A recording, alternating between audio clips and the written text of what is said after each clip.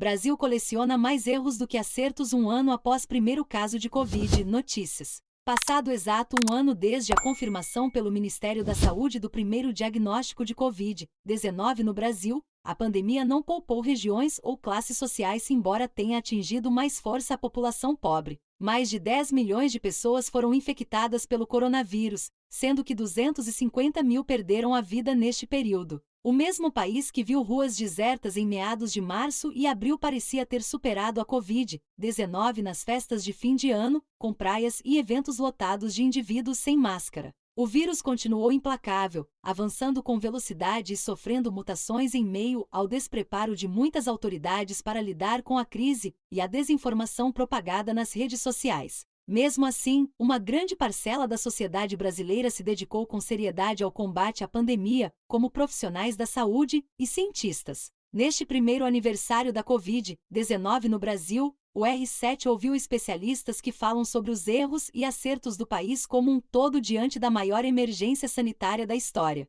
Principais erros. Avaliar os erros em momentos de grave crise como este não servem apenas para achar culpados, mas principalmente para evitar que eles se repitam no futuro. As mudanças de rumo na condução do Ministério da Saúde representam, em boa parte, as dificuldades enfrentadas atualmente pelo país. Falta de coordenação nacional. Na visão do médico sanitarista, pesquisador da Fiocruz, Fundação Oswaldo Cruz, e ex-ministro da Saúde, de 2007 a 2010, José Gomes Temporão, houve um prejuízo para a estratégia de combate à Covid-19 quando estados e municípios tiveram que agir de maneira descoordenada pela ausência do Ministério da Saúde. Em um país federativo como o Brasil, quando o ente federal se omite, você fragmenta, é um salve-se quem puder, cada um tenta resolver seu problema da melhor maneira possível. Isso é muito ruim. Temporão afirma que a marca muito forte do SUS é justamente a discussão e aprovação, de maneira consensual, das políticas entre União, estados e municípios. Sempre foi assim, desde a Lei 80801990, que instituiu o SUS, mas foi isso quebrado. Como não tivemos uma efetiva coordenação nacional, com exceção do ministro Luiz Henrique Mandetta e do ministro Nelson Teixe, que ficou menos de um mês, fragmentamos o sistema. Sem gerência federal, alguns estados saíram na frente na compra de respiradores, equipamentos de proteção individual, medicamentos e, mais recentemente, seringas e agulhas, algo que gerou um desequilíbrio inclusive de preços na corrida por insumos hospitalares. Além de não haver uma coordenação federal com estados e municípios, Temporão destaca a falta de uma visão da singularidade do Brasil, que é um país profundamente desigual. As pessoas mais pobres, mais vulneráveis, negros, moradores de periferias das grandes cidades e com baixo grau de escolaridade adoecem mais, são mais internados e morrem mais. Está evidenciado em estudos. Não tivemos em nenhum momento uma política que envolvesse economia, saúde, educação,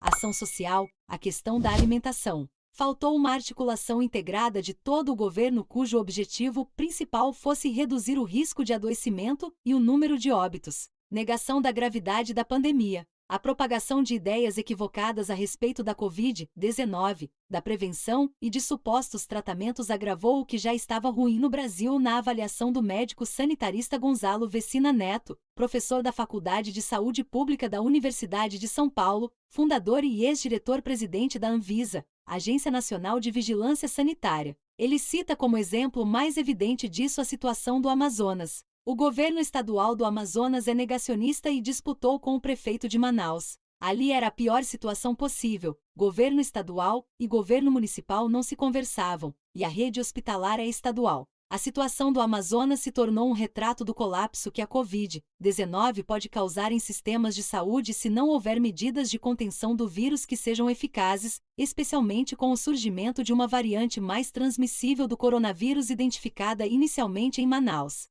Outro ingrediente perigoso adicionado à pandemia no Brasil foi a defesa, por pessoas que agem sem embasamento científico, de tratamentos e profilaxias que não têm qualquer respaldo de entidades sérias como a OMS, Organização Mundial da Saúde, e a FDA, Agência de Medicamentos e Alimentos dos Estados Unidos, por exemplo. Na avaliação de Temporão, o fato de o CFM, Conselho Federal de Medicina, ainda dar espaço a um tal tratamento precoce, encoraja uma parcela da classe médica a continuar defendendo remédios que podem colocar a vida das pessoas ainda mais em risco. Quando você vê um médico falar, isso passa respeitabilidade. É deplorável você assistir a muitos médicos demonstrando que têm um mau preparo como médico, e nenhum preparo do ponto de vista de compreensão da ciência e dos mecanismos com os quais a ciência desenvolve e estabelece as suas verdades. Comunicação. Vecina Neto ressalta: 50% dos recursos destinados ao SUS são geridos pelo governo federal, os outros 50% são divididos em duas partes iguais entre estados e municípios. Ao fazer essa tarefa de financiamento, você tem um poder muito grande de induzir políticas públicas, inclusive na parte de informar a população, diz o professor.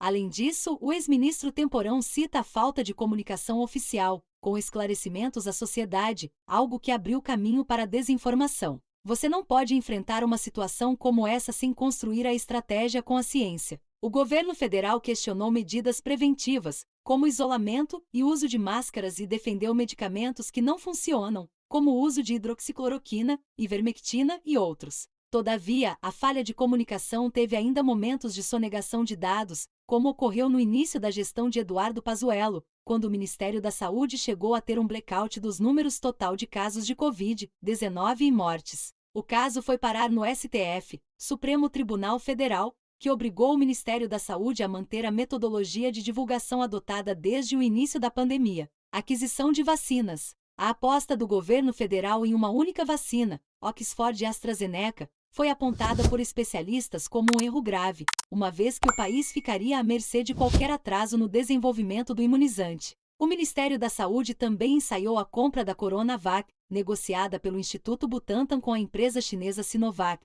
mas voltou atrás após insatisfação do presidente Jair Bolsonaro. A aquisição só foi oficializada no começo de janeiro, embora o Butantan estivesse em contato com a União desde a metade de 2020. Perdemos todas as oportunidades de comprar vacinas, sendo que nós testamos em território brasileiro 4 vacinas, mas só estamos usando 2 delas, salienta Vecina Neto, ao lembrar que até agora o Brasil não tem contrato para adquirir imunizantes da Pfizer-BioNTech e da Janssen, Johnson & Johnson, testados aqui, e, portanto, com mais facilidade para aprovação na Anvisa. O ex-ministro da Saúde frisa que o PNI, Programa Nacional de Imunizações, poderia garantir muito mais vacinações, desde que houvesse vacinas disponíveis. Temporão esteve à frente da pasta durante a epidemia de H1N1, em 2009 e 2010, quando o Brasil vacinou 100 milhões de pessoas em 3 meses. O PNI, que é o melhor programa de imunizações do mundo, consegue com facilidade vacinar de 30 milhões a 40 milhões por mês.